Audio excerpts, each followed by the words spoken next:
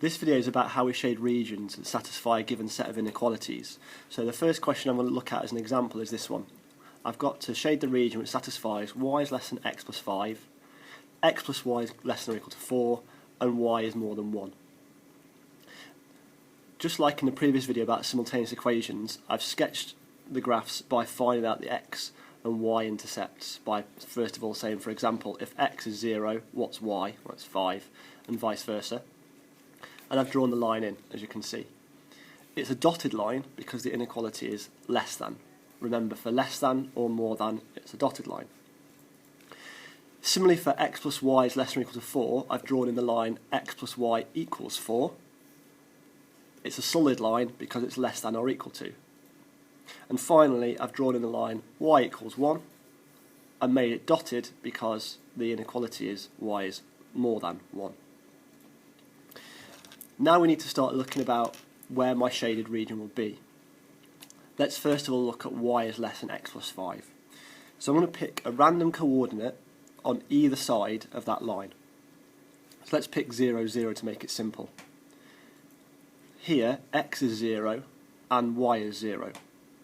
So 0 plus 5 is 5. So is it true that the y coordinate 0 is less than 5? Yes, it is. So I'm interested in this side of the line. So I don't want this side. I'm just going to mark that off in that way to say I don't want that side.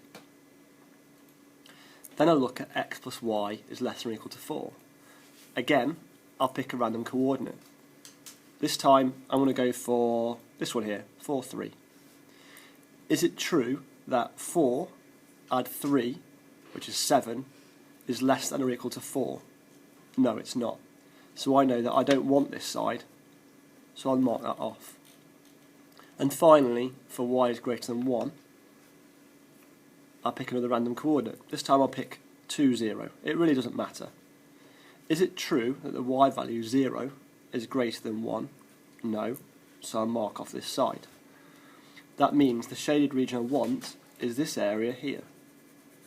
So then I just shade that area in. If the question went on to say, mark the integer values, the integer solutions, then you'd put a cross on all of the integer whole number points which are not on dotted lines because they're not included. So in this particular case, those crosses would go here, here, here, and so on, and I'll just fill in the rest of the gaps. And they are all the integer solutions, including that one there. So the question I'd like you to do now, in your books, draw a grid with the x and y axes both going from -10 to 10. And I want you to represent these inequalities on the grid and shade the region which satisfies them all. A little clue, don't always assume that the region you want is a nice little triangle.